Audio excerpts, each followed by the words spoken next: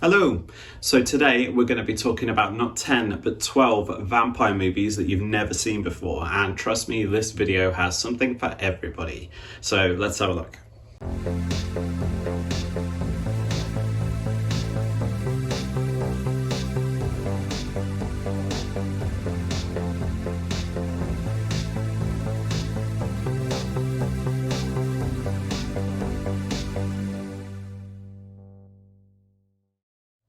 Okay, so if you're new to the channel, I'm Stu. I like to recommend movies, TV shows, lots of nerdy stuff, and I do things fairly spoiler-free. I'm going to show you a clip of the trailer, but I usually cut out anything that I think is a potential spoiler. So let's go. So first up, we have a movie from 1987, and it's one of my favourite vampire movies, and this is called Near Dark. Now, this one follows a guy called Caleb who's kidnapped by a family of vampires and kind of goes on a bit of a rampage in a Winnebago. Now, this film is iconic. If you haven't seen it, go and track it down. It was kind of missing for a little while after it came out in the 80s, but now it's back. It's available everywhere, and this one is very cool because it's actually kind of an Aliens reunion. So it has Bill Paxton, Lance Henriksen and Jeanette Goldstein, who were all in Aliens the year before, and they all reunite in this one as part of the family of vampires. I think what was quite groundbreaking for this film at the time was that it was a vampire film, but it never used the word vampire in it. So they tried to keep things as realistic as possible, but obviously it still has sort of fantasy elements in it.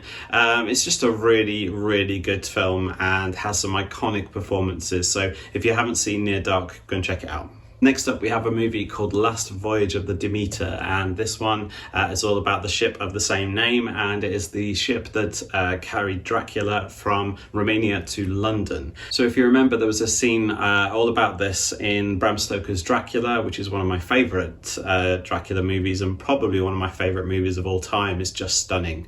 But this one sort of fleshes out the voyage, it fleshes out all the characters, and you just get to really love the crew. I think it's quite sad that you know that they're probably all going to get popped off at some point, but the depiction of Dracula is sort of very weak at the beginning and trying to sort of gain his strength by obviously feeding, and the way that they do Dracula is very monstrous. It looks very cool, and it's just a really slick film. The only problem with this one is that I believe that one of the studios actually lost the ability to distribute the film digitally and physically in certain countries. One of those countries was here in the UK, so it might be a while until you'll be able to watch it either streaming digitally or on Blu-ray, but I mean, I have a Region 1 DVD player, so I just got it from the States. Otherwise, obviously, you can get it from other means, but this is definitely worth watching, and I just think it was really underrated. It sort of flew under the radar for a lot of people, and I think it's definitely worth a shot, especially if you're a Dracula fan. So now we have a movie called Byzantium. This is from all the way back in 2012, and this one follows two women as they sort of seek refuge in a really quiet coastal town, and the women happen to be vampires. They're very old vampires, and they're kind of running from their past, but it sort of catches up to them as they get to this town and start befriending people and letting things slip, and obviously having to feed as well. I will say this one is a bit of a slow burn, but it has some absolutely stunning set pieces and just really sort of memorable scenes in it, and I really recommend this. I think if you're a fan of a sort of slow burn gothic vampire movie, then you'll probably love this. I think this is one of those movies that kind of flew under the radar for a lot of people, and people will either remember the poster or sort of certain scenes from the trailer, and just never got to see the movie. So yeah, if you haven't seen Byzantium and it sounds like your kind of thing, definitely go and check it out. So next up, from 2014, we have a movie called A Girl Walks Home Alone at Night. Now, a very long title, but for a brilliant movie. This one is an Iranian Western vampire movie. It's shot in black and white. It's in Iranian, but obviously it has subtitles, and it's just stunning. It's a sort of love story about two star-crossed lovers, one of them being a vampire, and how they sort of get along and do what they have to do to survive in a really tiny town. town. The soundtrack, as I mentioned, is incredible. This one is just such a good movie, and it just really sort of draws you in. You really feel like you're in this kind of isolated little town, and you really root for the main couple. So yeah, if you haven't watched this one yet, it's so good. Go and check it out. You'll probably want to own it. I absolutely love it. So next up, from 2013, we have a movie called Only Lovers Left Alive, and this one is kind of a gothic romance story where two vampires rekindle their love after centuries, and they're played amazingly by Tom Hiddleston and Tilda Swinton, who are obviously incredible in pretty much everything. But this one just has a really sort of lavish and also dirty look to it. It feels sort of kind of grimy, but also really decadent. It's quite an odd feeling. When you're watching it, you can't tell whether they're sort of meant to be kind of living above society or just kind of very much below it and sort of keeping themselves to themselves. It's a little bit of both, but I love it. I think it's an incredible story, and just has some really witty, funny moments in it as well. This one is another one where I'd say it's a little bit of a slow burn in places, but it just has such memorable performances and obviously an amazing cast. So yeah, go and check it out. Only Lovers Left Alive, brilliant. So now we're going back to 1997, and this is for a movie called The Night Flyer, and this is based on, like a lot of movies, a short story by Stephen King. This one follows a reporter who is trying to track down the infamous Night Flyer serial killer, and obviously, as we find out quite quickly, the reason why they are the Night Flyer serial killer is because they travel by plane and they are a vampire. Now, the creature effects in this are great, and it's just a sort of really crazy, sort of hammy vampire movie, but I just absolutely love it. I've always loved this movie. It has one of those cover box arts where you used to always see it in the video shop in the 90s and always kind of want to watch it, but it looked a little bit trashy. But it's a good kind of trashy, and it's a great horror movie. So if you haven't seen The Night Flyer, go and check it out. So now we have an absolutely insane movie from 2003, and this one is called The Twins Effect, or in some countries called The Vampire Effect. It has different titles depending on where you are. And in the UK it was called The Twins Effect. I've had it on DVD for years, and it is insane. So it's in Cantonese. You can get obviously dubbed versions of it if you want to. This one follows a vampire slayer who takes in sort of two new sidekicks, and they're sort of taking the fight to the vampires. Now this one has the weirdest tone to it. It's so strange, it's all over the place, but I kind of love it for that. It starts off almost like a sort of Blade action movie. It's got incredible martial arts, amazing wire work, and Jackie Chan even has quite a long cameo in this. He has quite a funny fight scene, as only Jackie Chan can, I suppose. But also it's a really sort of silly, wacky comedy. It has elements of romance. It has sort of really odd fight scenes in it as well that just seem really out of place. Yeah, I can't describe it. Just get a bunch of people together, put it on. It's hilarious. It's just all over the place, but in all the best ways. It's really campy. It's really fun. Yeah, you'll definitely know when you've watched it. So yeah, if you can track down Twins Effect, it's great. There is a sequel. It's not as good, but yeah, if you want more of the same, you can kind of get that one as well. So yeah, Twins Effect, go and check it out. So now we have our oldest movie on this list, and it's from 1983, and this one is called The Hunger.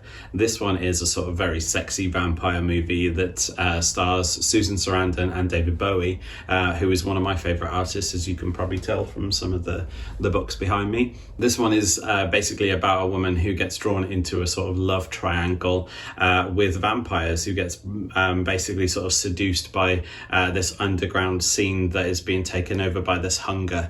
If you're a big fan of 80s movies, you're going to love this one. It's sort of very stylish, sometimes takes itself a bit too seriously, but is just a lot of fun. Obviously it has an amazing cast in it as well, and it's just one that I think people watch out of intrigue more than anything. You just have to sort of see it to believe it, but it is just, yeah, it's a great watch. There was also a TV series called The Hunger in 1997, so it was an anthology horror series, and I think the only real connection is that the TV TV series has a host of each season. The first season was Terence Stamp, and the second season was David Bowie. So that's kind of the connection between like the film and the series, but otherwise they're fairly unconnected. But it's still worth checking out. It's actually a great show and a great movie. So yeah, go and find both. So 3 years later, after that, we had another iconic vampire movie, and this is called Vamp.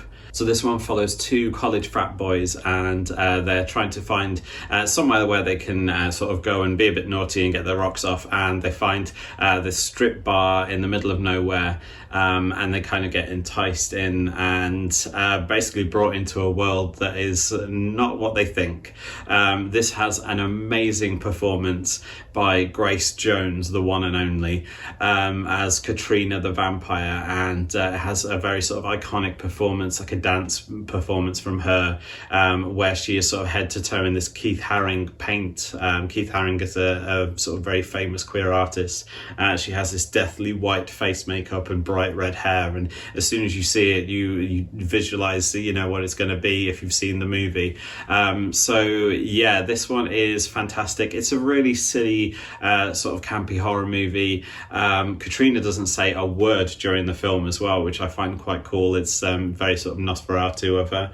But yeah, if you haven't seen Vamp yet and you want kind of fun and slightly campy vampire movie from the 80s, then this is the one for you. Now we come forward in time all the way to 2012 for a movie called Vamps. And no, this isn't a belated sequel to the last movie. This one is very, very different, but has a sort of similar tone in the way that this one is very much a comedy. It's very silly and very fun. It stars Kristen Ritter, who we know as like Jessica Jones, kind of like being her character from Don't Trust the Bitch in Apartment 23. And it also has Alicia Silverstone in, who basically almost plays like a version of Cher from Clueless. So if you love those characters and those actors together in this movie, they play vampires. They're kind of socialites in New York who are trying to find love, but there's certain caveats to them finding love with being vampires. So yeah, it's very, very fun. Has some very silly humor. It also stars Sigourney Weaver,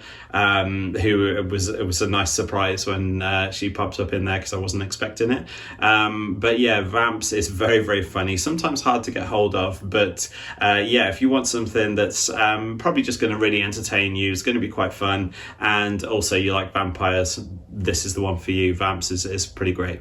So now we're going all the way back to the 80s again, to 1985, and this one is called Life Force. So this one is a little bit different because this is a kind of sci-fi vampire horror. These are vampires from space, and they come to Earth and come to London, of all places, and that's where they decide to sort of feed, and they're going to infect people and try and drain their life force, but also strengthen their numbers. Now, I will say that this is a movie that I'm surprised more people don't talk about. For the time and for the budget, the effects in this are insane. It just has some amazing sci-fi effects, some fantasy effects, and some creature effects too.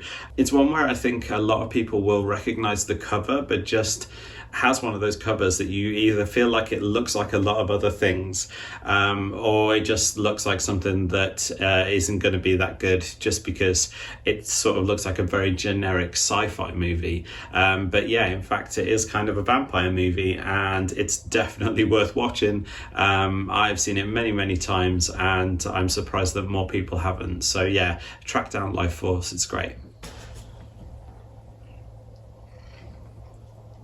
So before our final pick, I want to hear from you. So what are your favourite vampire movies? Are there any movies that you think I should be watching that... Bye then. Are there any movies that you think I should be watching that didn't make this list? I've had so many amazing recommendations from people in the comments on my videos, so please keep them coming, and thank you so much. Also, I've just hit a huge milestone for me, which is 1,000 subscribers on here, so thank you to everyone who's stuck with me, and also to everyone who always interacts with me in the comments. It's really lovely. If you haven't subscribed yet, which I know that a lot of you are watching haven't, yeah, hit the subscribe subscribe button. It really helps me out, but also it means that you'll get to see my next list video as well. And yeah, let's go on for our final pick. So last but not least, this is a movie from 2022, and it was recommended to me by Andy from the Horror Hangout podcast. So shout out to those guys. I have been a guest on there 3 times now, and it's brilliant. I love that podcast. I like listening to it. Just have it on in the background, and it just feels like you're listening to 2 mates chatting about horror films, because basically you are. So if you haven't checked that out yet, go and subscribe to their podcast. This is a movie called House of Darkness. This one stars Justin Long. It's kind of like a dark comedy, and he plays a guy who is a bit of a player and goes to a bar to try and hook up. He meets the lovely Kate Bosworth, who basically seduces him and takes him back to her house where 2 other vampires are waiting, and they're all about to sort of terrorize him. Now, some of the characters are named after iconic Dracula characters, but this isn't a Dracula adaptation. This is actually loosely based on a true story. Obviously the vampire part isn't, but the true story is basically about a sort of a family who think that a dark force has sort of compelled them to do really bad things in their house. So make of that what you will, but this film is so good. It's so much fun, and I'd never heard of it before, so it was a really lovely surprise to me. I believe that it was kind of made as like a sort of TV movie, straight to TV movie, and it's now available everywhere to watch. So yeah, go and check out House of Darkness. You won't be disappointed. So that's it. That's 12 vampire movies that you've probably never seen before. Now, let me know if you do go away and watch any of these movies. Obviously, come back, let me know what you think. But thank you for watching the video, and I will see you in the next one. Bye.